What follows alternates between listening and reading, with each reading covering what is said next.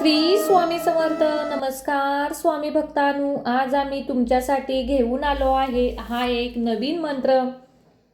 जिथे भक्ती प्रकाश तिथेच खरा उत्सव असे स्वामी म्हणतात.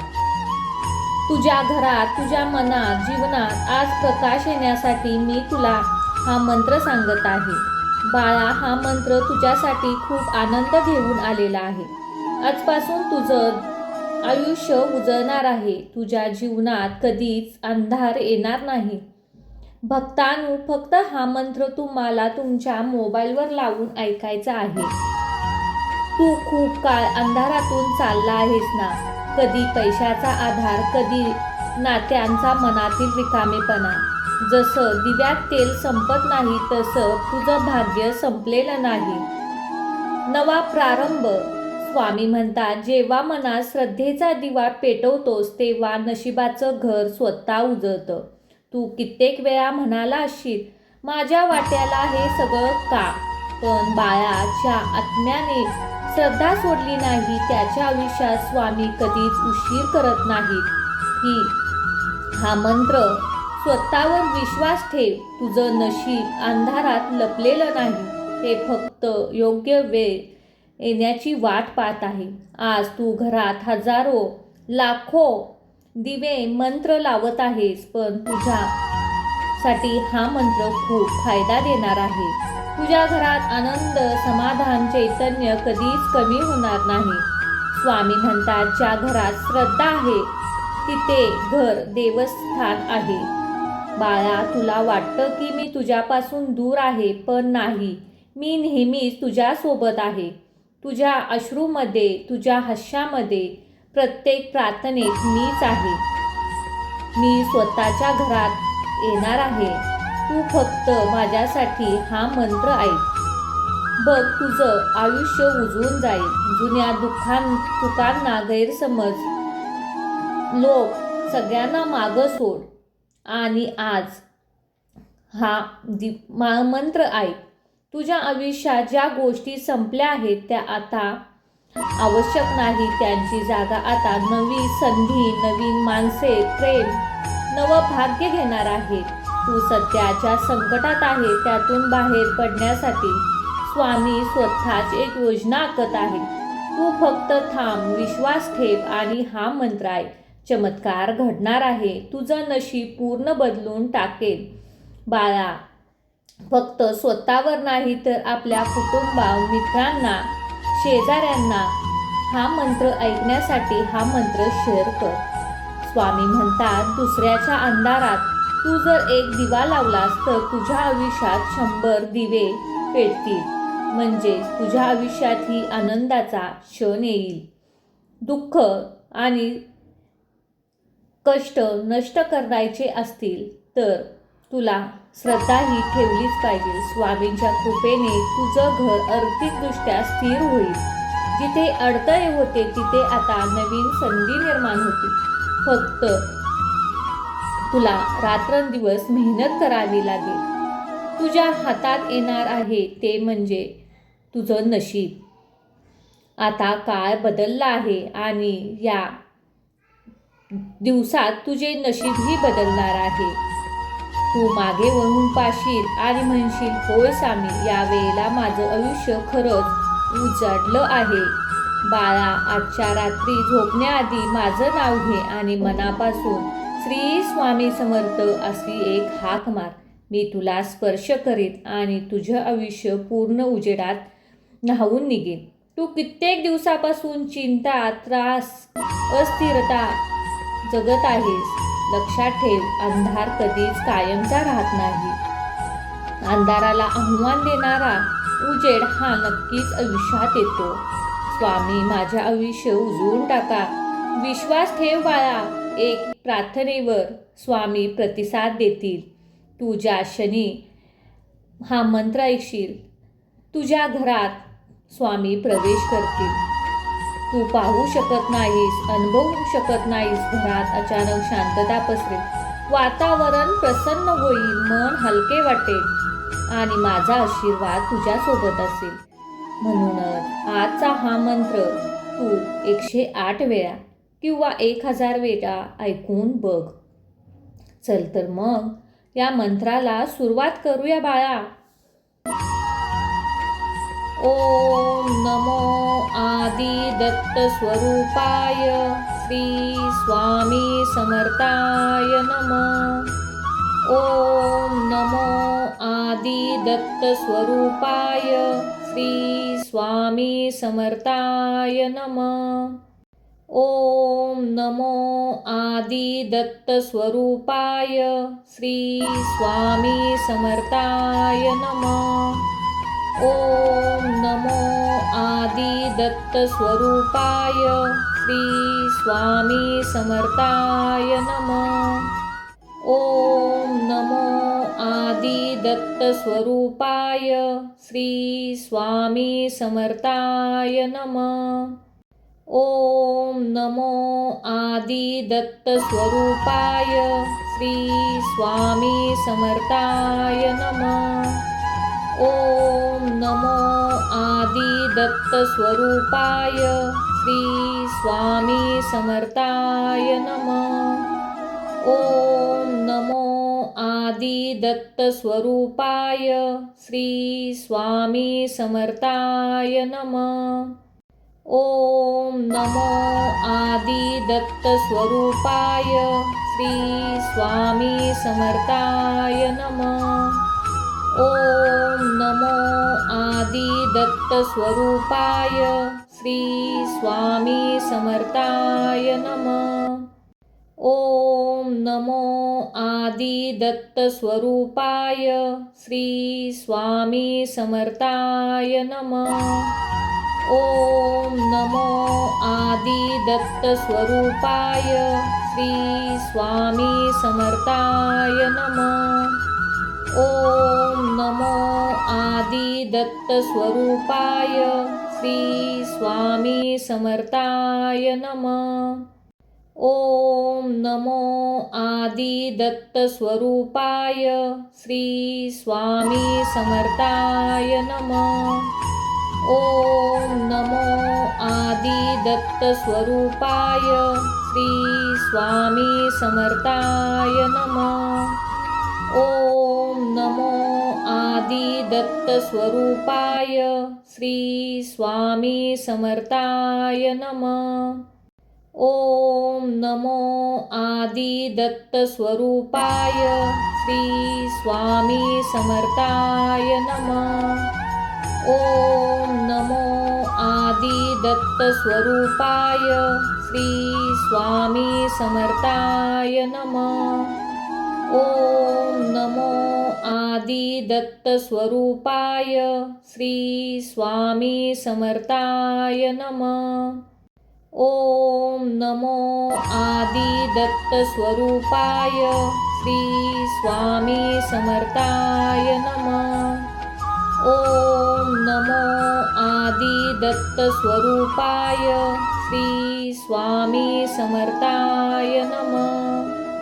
ओम नमो आदि दत्त स्वरूपाय श्री स्वामी समर्थाय नमः.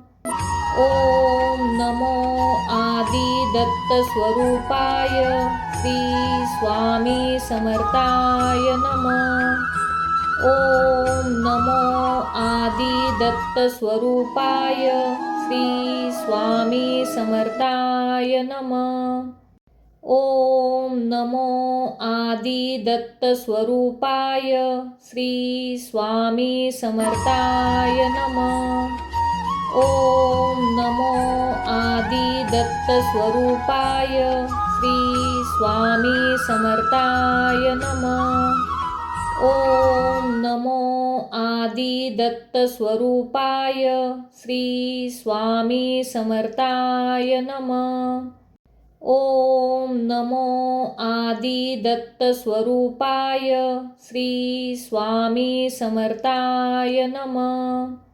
ओम नमो आदि दत्त स्वरूपाय श्री स्वामी समर्थाय नमः. ओम नमो आदि दत्त स्वरूपाय श्री स्वामी समर्थाय नमः. ओम नमो आदि दत्तस्वरूपाय श्री स्वामी समर्थाय नमः। ओम नमो आदि दत्तस्वरूपाय श्री स्वामी समर्थाय नमः। ओम नमो आदि दत्तस्वरूपाय श्री स्वामी समर्थाय नमः। ओम नमो आदि दत्तस्वरूपाय श्री स्वामी समर्थाय नमः।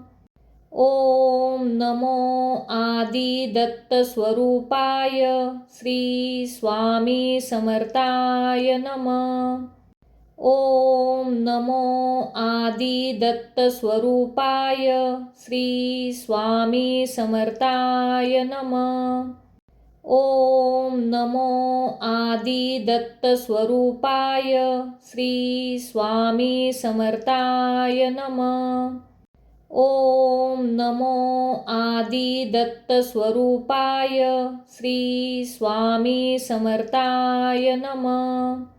ओम नमो आदि दत्तस्वरूपाय श्री स्वामी समर्थाय नमः।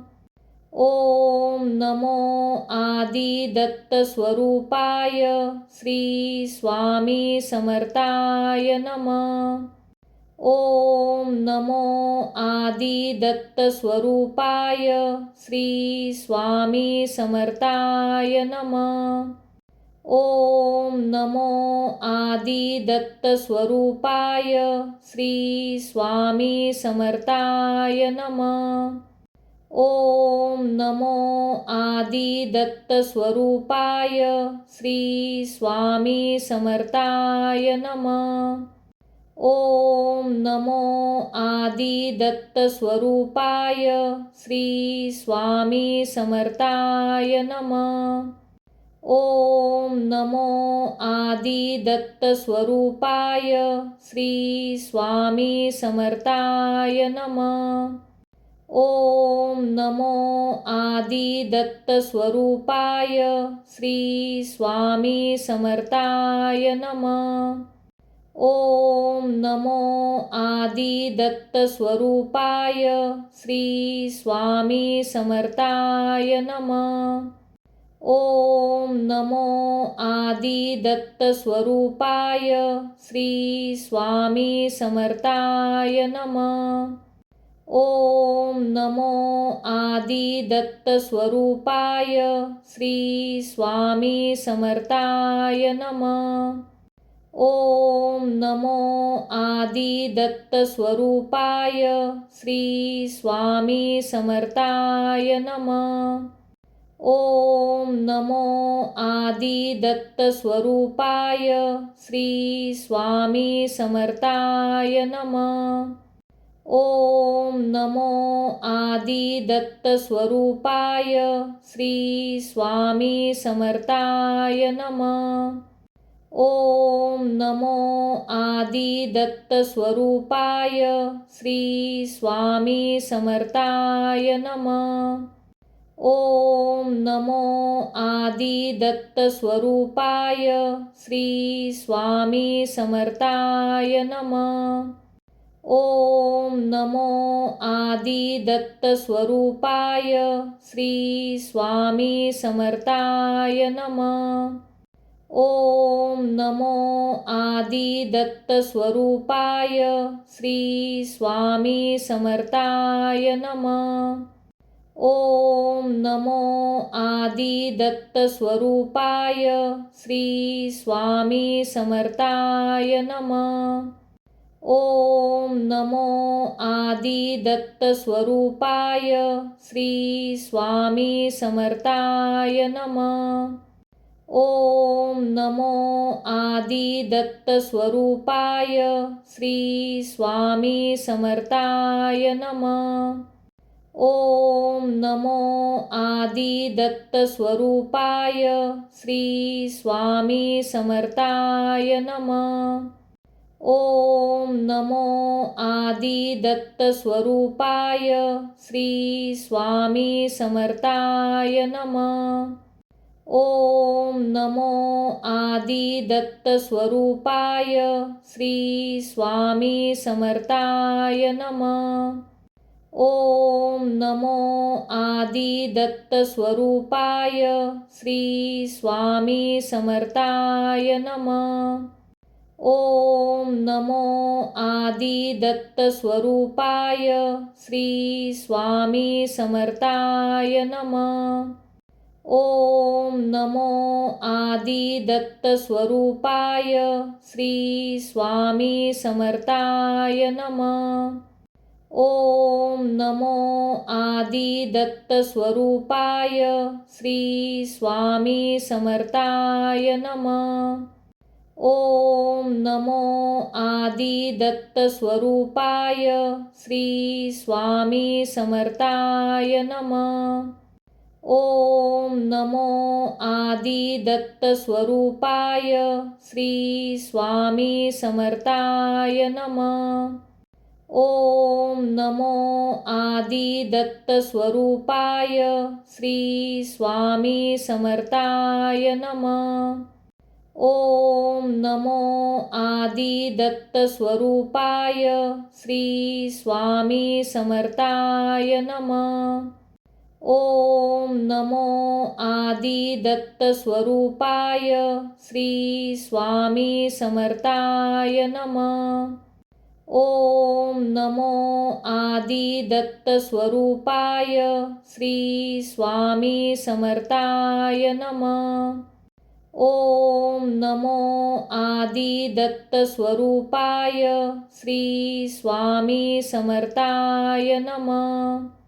ओम नमो आदिदत्तस्वरूपाय श्री स्वामी समर्थाय नमः। ओम नमो आदिदत्तस्वरूपाय श्री स्वामी समर्थाय नमः।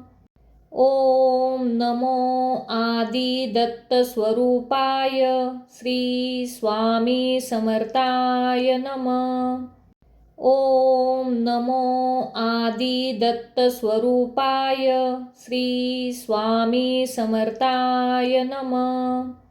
ओम नमो आदिदत्तस्वरूपाय श्री स्वामी समर्थाय नमः। ओम नमो आदिदत्तस्वरूपाय श्री स्वामी समर्थाय नमः। ओम नमो आदिदत्तस्वरूपाय श्री स्वामी समर्थाय नमः। ओम नमो आदिदत्तस्वरूपाय श्री स्वामी समर्थाय नमः।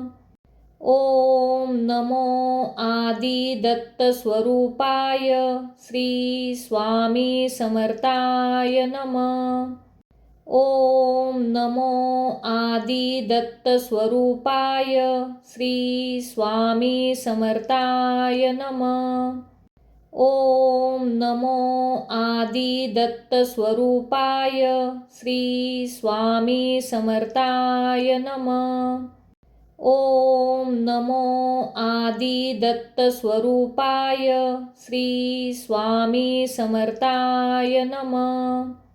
ओम नमो आदिदत्तस्वरूपाय श्री स्वामी समर्थाय नमः।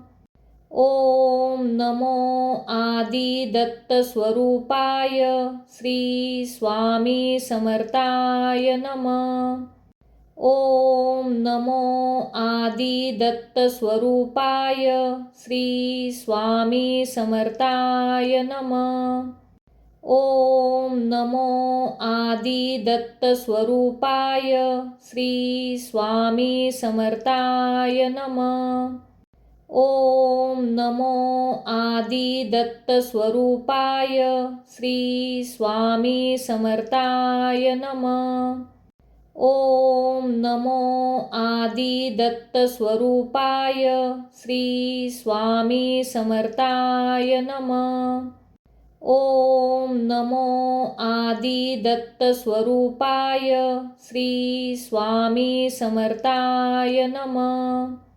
ओम नमो आदिदत्तस्वरूपाय श्री स्वामी समर्थाय नमः। ओम नमो आदिदत्तस्वरूपाय श्री स्वामी समर्थाय नमः। ओम नमो आदिदत्तस्वरूपाय श्री स्वामी समर्थाय नमः। ओम नमो आदिदत्तस्वरूपाय श्री स्वामी समर्थाय नमः। ओम नमो आदिदत्तस्वरूपाय श्री स्वामी समर्थाय नमः। ओम नमो आदिदत्तस्वरूपाय श्री स्वामी समर्थाय नमः। ओम नमो आदिदत्तस्वरूपाय श्री स्वामी समर्थाय नमः। ओम नमो आदिदत्तस्वरूपाय श्री स्वामी समर्थाय नमः।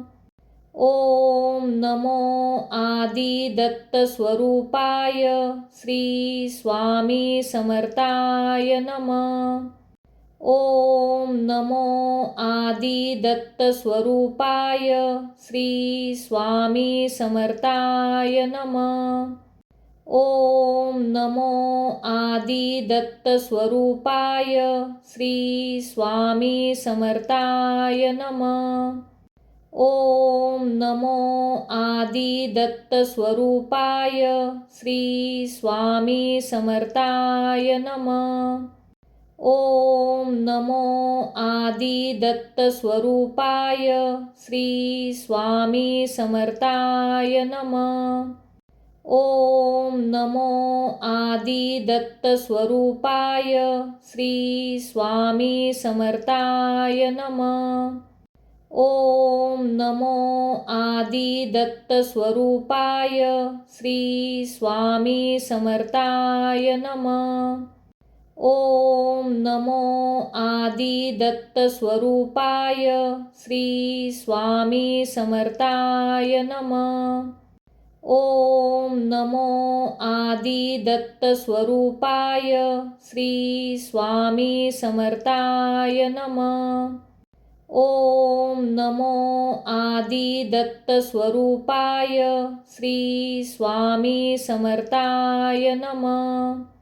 ओम नमो आदिदत्तस्वरूपाय श्री स्वामी समर्थाय नमः। ओम नमो आदिदत्तस्वरूपाय श्री स्वामी समर्थाय नमः। ओम नमो आदिदत्तस्वरूपाय श्री स्वामी समर्थाय नमः। ओम नमो आदिदत्तस्वरूपाय श्री स्वामी समर्थाय नमः। ओम नमो आदिदत्तस्वरूपाय श्री स्वामी समर्थाय नमः। ओम नमो आदिदत्तस्वरूपाय श्री स्वामी समर्थाय नमः। ओम नमो आदिदत्तस्वरूपाय श्री स्वामी समर्थाय नमः। ओम नमो आदिदत्तस्वरूपाय श्री स्वामी समर्थाय नमः। ओम नमो आदिदत्तस्वरूपाय श्री स्वामी समर्थाय नमः। ओम नमो आदिदत्तस्वरूपाय श्री स्वामी समर्थाय नमः। ओम नमो आदिदत्तस्वरूपाय श्री स्वामी समर्थाय नमः। ओम नमो आदिदत्तस्वरूपाय श्री स्वामी समर्थाय नमः। ओम नमो आदिदत्तस्वरूपाय श्री स्वामी समर्थाय नमः। ओम नमो आदिदत्तस्वरूपाय श्री स्वामी समर्थाय नमः। ओम नमो आदिदत्तस्वरूपाय श्री स्वामी समर्थाय नमः। ओम नमो आदिदत्तस्वरूपाय श्री स्वामी समर्थाय नमः। ओम नमो आदिदत्तस्वरूपाय श्री स्वामी समर्थाय नमः। ओम नमो आदिदत्तस्वरूपाय श्री स्वामी समर्थाय नमः। ओम नमो आदिदत्तस्वरूपाय श्री स्वामी समर्थाय नमः। ओम नमो आदिदत्तस्वरूपाय श्री स्वामी समर्थाय नमः। ओम नमो आदिदत्तस्वरूपाय श्री स्वामी समर्थाय नमः। ओम नमो आदिदत्तस्वरूपाय श्री स्वामी समर्थाय नमः। ओम नमो आदिदत्तस्वरूपाय श्री स्वामी समर्थाय नमः। ओम नमो आदिदत्तस्वरूपाय श्री स्वामी समर्थाय नमः। ओम नमो आदिदत्तस्वरूपाय श्री स्वामी समर्थाय नमः। ओम नमो आदिदत्तस्वरूपाय श्री स्वामी समर्थाय नमः। ओम नमो आदिदत्तस्वरूपाय श्री स्वामी समर्थाय नमः। ओम नमो आदिदत्तस्वरूपाय श्री स्वामी समर्थाय नमः। ओम नमो आदिदत्तस्वरूपाय श्री स्वामी समर्थाय नमः। ओम नमो आदिदत्तस्वरूपाय श्री स्वामी समर्थाय नमः। ओम नमो आदिदत्तस्वरूपाय श्री स्वामी समर्थाय नमः। ओम नमो आदिदत्तस्वरूपाय श्री स्वामी समर्थाय नमः। ओम नमो आदिदत्तस्वरूपाय श्री स्वामी समर्थाय नमः। ओम नमो आदिदत्तस्वरूपाय श्री स्वामी समर्थाय नमः। ओम नमो आदिदत्तस्वरूपाय श्री स्वामी समर्थाय नमः। ओम नमो आदिदत्तस्वरूपाय श्री स्वामी समर्थाय नमः। ओम नमो आदिदत्तस्वरूपाय श्री स्वामी समर्थाय नमः। ओम नमो आदिदत्तस्वरूपाय श्री स्वामी समर्थाय नमः। ओम नमो आदिदत्तस्वरूपाय श्री स्वामी समर्थाय नमः।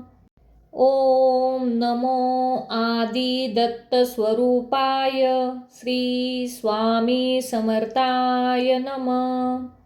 ओम नमो आदिदत्तस्वरूपाय श्री स्वामी समर्थाय नमः। ओम नमो आदिदत्तस्वरूपाय श्री स्वामी समर्थाय नमः। ओम नमो आदिदत्तस्वरूपाय श्री स्वामी समर्थाय नमः। ओम नमो आदिदत्तस्वरूपाय श्री स्वामी समर्थाय नमः। ओम नमो आदिदत्तस्वरूपाय श्री स्वामी समर्थाय नमः। ओम नमो आदिदत्तस्वरूपाय श्री स्वामी समर्थाय नमः। ओम नमो आदिदत्तस्वरूपाय श्री स्वामी समर्थाय नमः।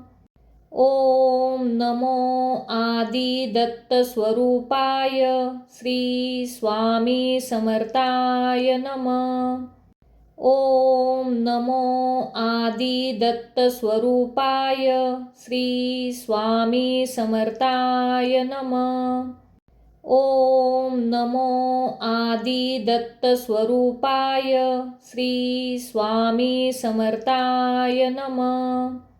ओम नमो आदिदत्तस्वरूपाय श्री स्वामी समर्थाय नमः। ओम नमो आदिदत्तस्वरूपाय श्री स्वामी समर्थाय नमः। ओम नमो आदिदत्तस्वरूपाय श्री स्वामी समर्थाय नमः। ओम नमो आदिदत्तस्वरूपाय श्री स्वामी समर्थाय नमः। ओम नमो आदिदत्तस्वरूपाय श्री स्वामी समर्थाय नमः। ओम नमो आदिदत्तस्वरूपाय श्री स्वामी समर्थाय नमः। ओम नमो आदिदत्तस्वरूपाय श्री स्वामी समर्थाय नमः। ओम नमो आदिदत्तस्वरूपाय श्री स्वामी समर्थाय नमः। ओम नमो आदिदत्तस्वरूपाय श्री स्वामी समर्थाय नमः। ओम नमो आदिदत्तस्वरूपाय श्री स्वामी समर्थाय नमः। ओम नमो आदिदत्तस्वरूपाय श्री स्वामी समर्थाय नमः। ओम नमो आदिदत्तस्वरूपाय श्री स्वामी समर्थाय नमः। ओम नमो आदिदत्तस्वरूपाय श्री स्वामी समर्थाय नमः। ओम नमो आदिदत्तस्वरूपाय श्री स्वामी समर्थाय नमः। ओम नमो आदिदत्तस्वरूपाय श्री स्वामी समर्थाय नमः। ओम नमो आदिदत्तस्वरूपाय श्री स्वामी समर्थाय नमः। ओम नमो आदिदत्तस्वरूपाय श्री स्वामी समर्थाय नमः। ओम नमो आदिदत्तस्वरूपाय श्री स्वामी समर्थाय नमः। ओम नमो आदिदत्तस्वरूपाय श्री स्वामी समर्थाय नमः। ओम नमो आदिदत्तस्वरूपाय श्री स्वामी समर्थाय नमः। ओम नमो आदिदत्तस्वरूपाय श्री स्वामी समर्थाय नमः। ओम नमो आदिदत्तस्वरूपाय श्री स्वामी समर्थाय नमः। ओम नमो आदिदत्तस्वरूपाय श्री स्वामी समर्थाय नमः। ओम नमो आदिदत्तस्वरूपाय श्री स्वामी समर्थाय नमः। ओम नमो आदिदत्तस्वरूपाय श्री स्वामी समर्थाय नमः। ओम नमो आदिदत्तस्वरूपाय श्री स्वामी समर्थाय नमः। ओम नमो आदिदत्तस्वरूपाय श्री स्वामी समर्थाय नमः।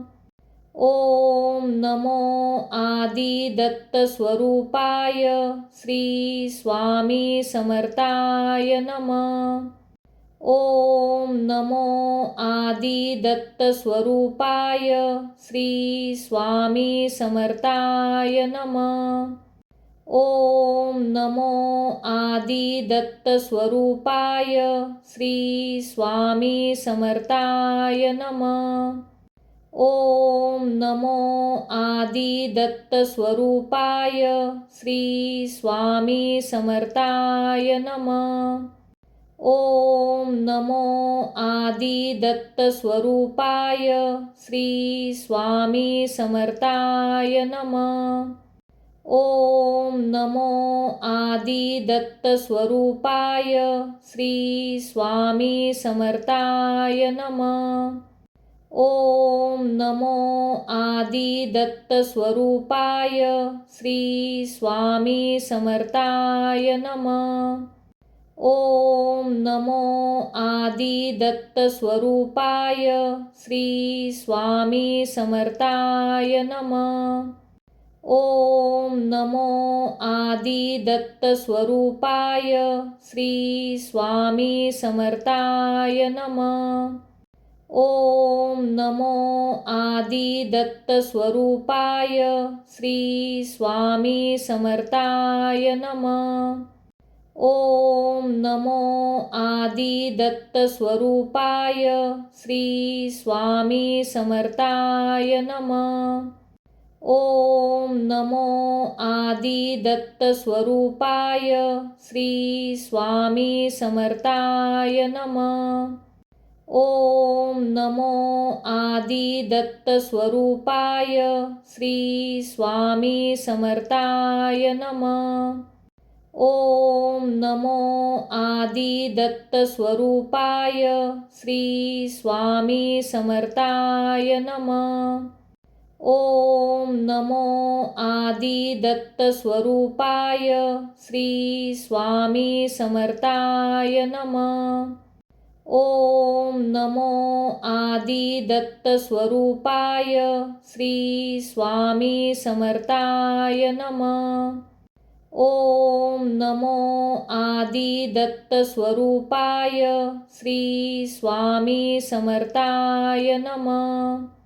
ओम नमो आदिदत्तस्वरूपाय श्री स्वामी समर्थाय नमः। ओम नमो आदिदत्तस्वरूपाय श्री स्वामी समर्थाय नमः।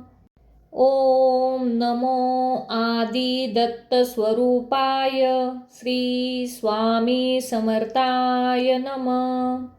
ओम नमो आदिदत्तस्वरूपाय श्री स्वामी समर्थाय नमः। ओम नमो आदिदत्तस्वरूपाय श्री स्वामी समर्थाय नमः। ओम नमो आदिदत्तस्वरूपाय श्री स्वामी समर्थाय नमः। ओम नमो आदिदत्तस्वरूपाय श्री स्वामी समर्थाय नमः। ओम नमो आदिदत्तस्वरूपाय श्री स्वामी समर्थाय नमः। ओम नमो आदिदत्तस्वरूपाय श्री स्वामी समर्थाय नमः।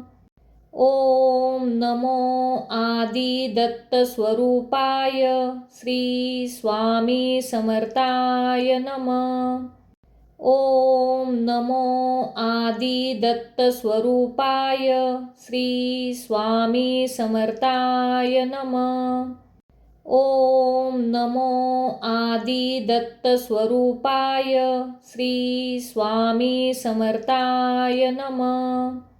ओम नमो आदिदत्तस्वरूपाय श्री स्वामी समर्थाय नमः. ओम नमो आदिदत्तस्वरूपाय श्री स्वामी समर्थाय नमः. ओम नमो आदिदत्तस्वरूपाय श्री स्वामी समर्थाय नमः.